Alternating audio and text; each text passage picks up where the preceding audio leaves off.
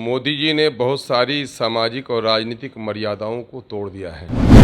नए सदन का अगर वो होना है, उद्घाटन होना है, तो यकीनन है कि ये किसी पार्टी के लीडर से नहीं होना चाहिए। टीका, टोपी, दाढ़ी, हिजाब, हिंदुस्तान, पाकिस्तान, कब्रिस्तान अगर निकाल दो उसकी डिक्शनरी से, तो जिस तरह से बगैर पानी के मछली तड़प तड़प कर मर जाती है, बीजेपी भी तड़प तड़प कर मर जाएगी। धार्मिक उन्माद के सिलावे, जाति उन्माद के अलावे इनके पास कोई तंत्र नहीं है। अंग्रेजों के ज़माने में रेलवे की जो लाइन बिछी थी, अंग्रेजों के ज़माने में जो पुल बने थे, वो पुल टिकाऊ रहे और देश की आज़ाद भारत के लोगों ने जो पुल बनाया 6 महीने में टूटे। तो यकीनन है कि वो लुटेरे थे, लेकिन उसके काम में क्वालिटी थी। जो पाकिस्तान गए वो पागल थे। यकीनन है कि जिसने देश का बंटवारा किया वो हिंदू और मुस्लिम दोनों, ये दोनों पागल थे। ये किसी को ऊंच कहते हैं, किसी को नीच कहते हैं, किसी को किसी जाति पर कहते हैं। ये देश सबका है, धर्मनिरपेक्ष देश है ये, है ना। अब अभी कुछ लोगों को पागलपन हो गया है कि हिंदू राष्ट्र बनाने की बात कहते हैं।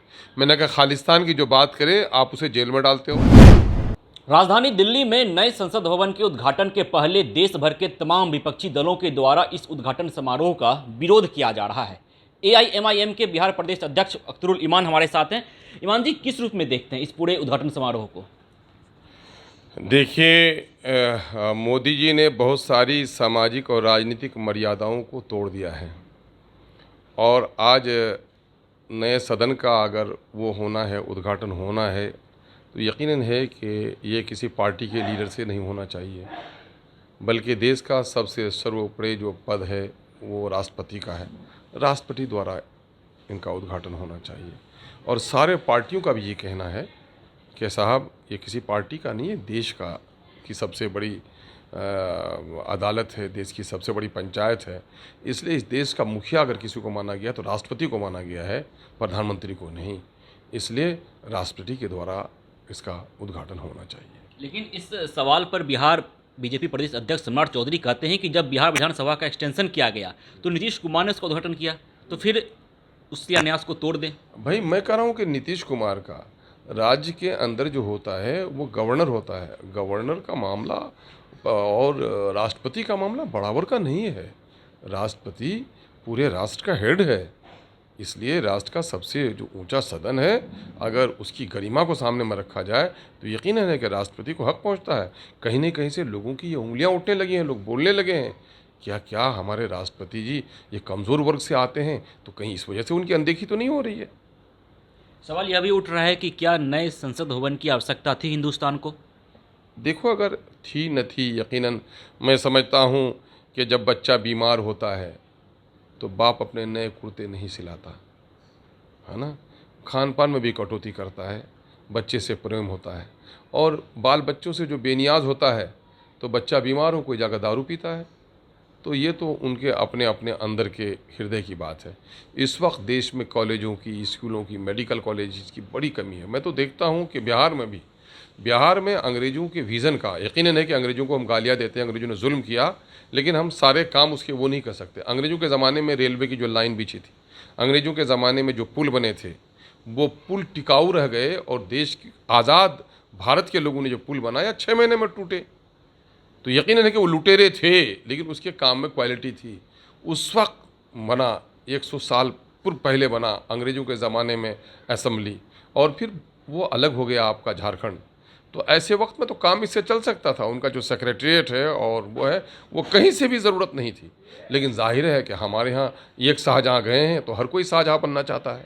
हर कोई चाहता है कि कोई न कुछ मकान नया बनाएं हम और तारीख़ में नाम लिखवाएं हम। तारीख़ ईंट और पत्थरों पर नाम लिखवाने से नहीं होता है, तारीख़ तो समाज के लोगों के दर्द में दवा बन जाने से होता है ना। और दिल पे जो नाम लिखा जाता है वो मिटता कभी नहीं है। ये पत्थर टूटते भी हैं, जलजले में डूब भी जाते हैं। यानी आप साफ तौर पे कह रहे हैं कि नए संसद भवन की आवश्यकता नहीं थी हिंदुस्तान यकीनन है को। कि अभी जो पार्लियामेंट का मामला है उसमें तो ऐसा कुछ नहीं दिखता था।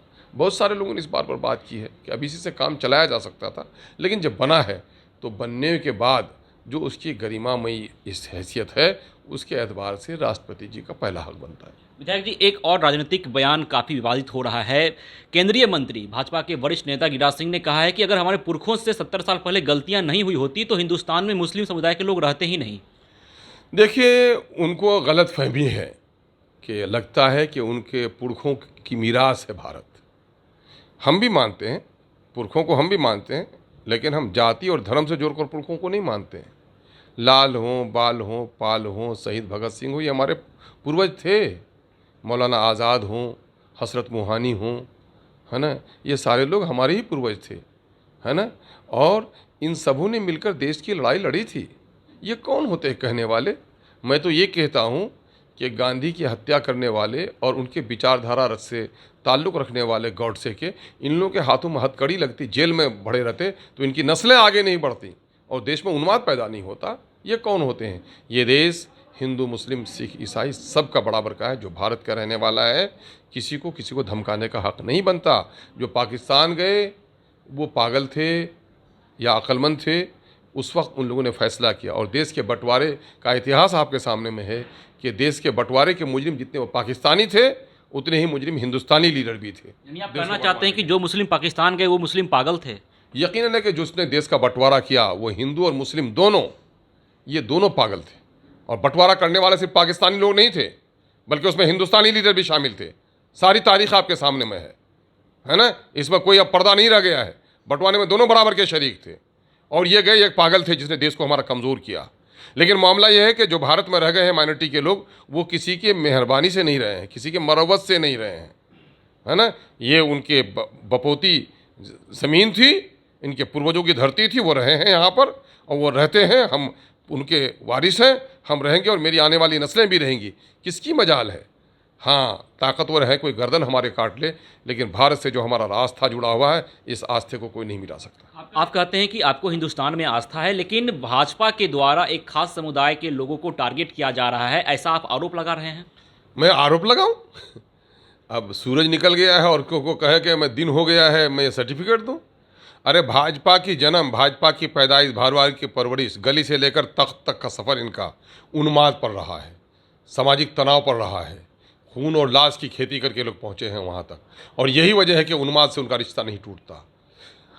टीका, टोपी, दाढ़ी, हिजाब, हिंदुस्तान, पाकिस्तान, कब्रिस्तान अगर निकाल दो उसकी डिक्शनरी से, तो जिस तरह से बगैर पानी के मछली तड़प तड़प कर मर जाती है, बीजेपी भी तड़प तड़प कर मर जाएगी।